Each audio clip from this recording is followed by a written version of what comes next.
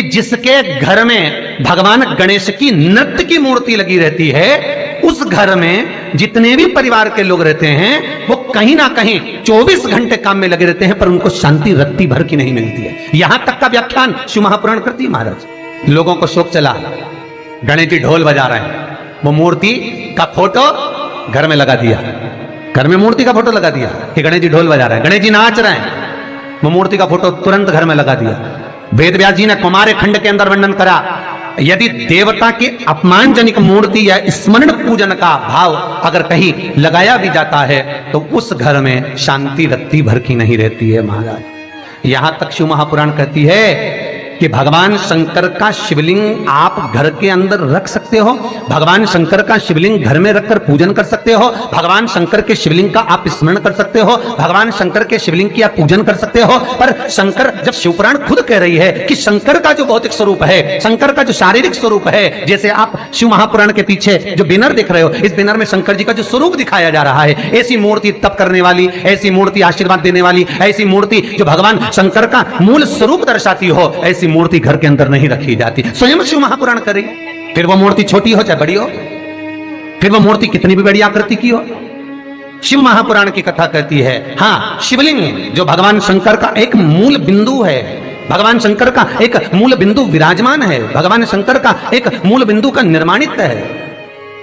वो शिवलिंग आप छोटे से छोटा, बड़े से बड़ा कैसा भी रख सकते हो। शंकर को एक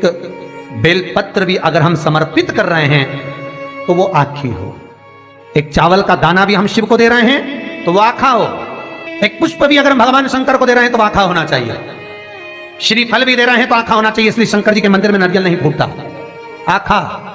समर्पण भी हो तो पूर्ण हो, आखा, आधा नहीं। कुएं के पास की सफेद दुर्वा, कुएं के पास की सफेद दुर्वा, यदि 41 दुर्वा प्रत्येक बुधवार को गांठ लगाकर गणेश जी को समर्पित कर कर वापिस उठाकर उस दुर्वा को खाली पेट, आपके घर में भी गणेश जी होंगे, उनको समर्पित करो, खाली पेट इस दुर्वा को केवल चबा चबा कर खा लो और आधे घंटे बाद पानी को पी लो। बुधवार की बुधवार 5 बुधवार करना, गणेश जी को चढ़ाना, सफेद दुर्वा को गणेश जी को समर्पित कर कर चबा चबा कर खाना। उदर की प्रॉब्लम, जो भी मसा आदि की प्रॉब्लम होती है, उदर से जुड़ी हुई होती है, जिस चीज से जुड़ी होगी, पेट की जितनी प्रॉब्लम होगी, आपको जितनी भी प्रॉब्लम होगी वो सारी 5 बुधवार करना, 6ठे बुधवार को जरूरत ही नहीं पड़ेगी। कितनी भी प्रॉब्लम हो पेट से, कितनी पेट से जुड़ी हुई प्रॉब्लम जितनी भी होगी, समाप्त। यही दुर्वा शिव महापुराण की कथा कहती है, यदि पंचमी तिथि के दिन, चतुर्थी के दिन 7 गांठ वाली दुर्वा 21 ले लो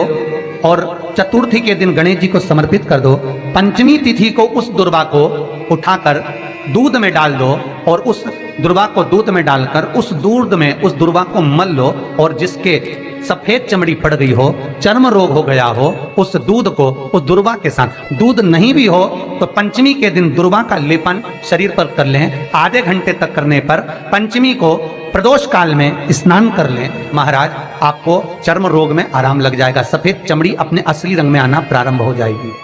गणेश पुराण दुर्वा का महाराज 21 दुर्वा के 108 बंडल बना लो। अगर एग्जाम में बैठ रहे हो, सरकारी परीक्षा में बैठ रहे हो, पास नहीं हो रहे, नौकरी नहीं लग रही, बहुत जगह इंटरव्यू दे दिया, 21 दुर्वा के 108 बंडल बनाओ, उसकी माला बनाओ और देवी के मंदिर में, माता जगदम्बा के मंदिर में, अर्थात जहां शंकर पार्वती पूर्ण परिवार विराजमान हो, ऐसे देवी के मंदिर में गणेश जी के गले में वो माला अर्पण करिए हैं, अपना नाम बोलकर और जिस एग्जाम में बैठ रहे हैं उसका भाव वर्णन कर कर महाराज। और वहीं से एक पुष्प लेकर अपने कमरे में जहां पढ़ते हो, कांच की प्लेट में उस फूल को रख दीजिए और दूसरे दिन एग्जाम के लिए चले जाइए, आपको उसका फल अवश्य मिलेगा, अवश्य मिलेगा, आप उसमें उत्तीर्ण होंगे, फल प्राप्त होगा। दुर्वा सुख का अनुभव करा देता, आनंद का अनुभव। महाराज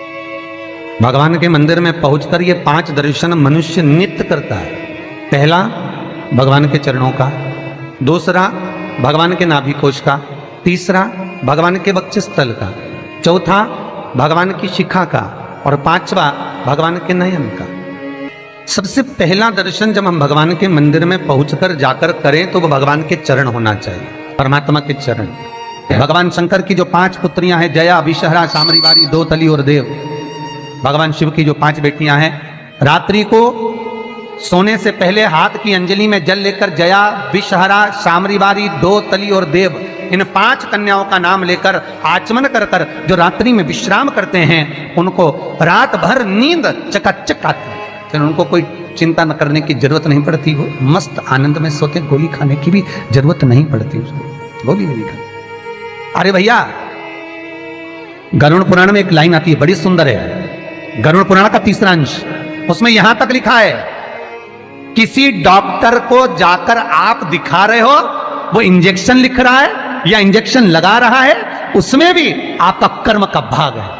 उसमें भी कर्म का भाग है। पूरा शहर छोड़कर इंदौर दिखाने जा रहे हो, पूरा शहर छोड़कर भोपाल, दिल्ली, मुंबई, अपना गांव, अपना नगर छोड़कर वहां के डॉक्टर के पास जा रहे हो, उस हॉस्पिटल में जा रहे हो। क्यों? पुराना है, चुकाना है, वहां तक लेकर जाएंगे, तुमको चुकाना पड़ेगा। मां जगतजननी जगदंबा पार्वती करे, ये पूर्व निश्चित है, पूर्व निश्चित। किस गांव में, किस नगर में, किस मोहल्ले में, किस जगह पर आपका जन्म हो रहा है और कहां जाकर आपको कमाना है, कहां जाकर आपको खाना है, कहां जाकर परिवार के साथ में रहना है, किस भूमि पर आपको भोग भोगना है, किस भूमि पर जाकर तुम्हारे प्राण छूटेंगे, यह तक निश्चित है। मृत्यु वहां तक ले जाएगी, जन्म के बाद वो वहां तक भूमि ले जाएगी। कोई कोई तो इंडिया में पैदा हुआ, विदेश में रह रहा है,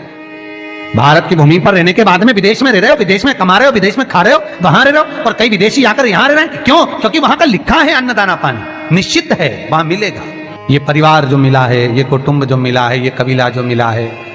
ये माता पिता जो मिले हैं, ये भाई बंधु जो मिले हैं, ये सखा जो मिले हैं, ये पूर्व के निश्चित हैं। किसी का भोग कर कर तुम आ गए हो, वो तुमको मिल गया, उसको चुकाना है, किसी का कुछ ले लिया, उसको चुकाना है, ये कर्म के अनुसार चुकाने के लिए हमें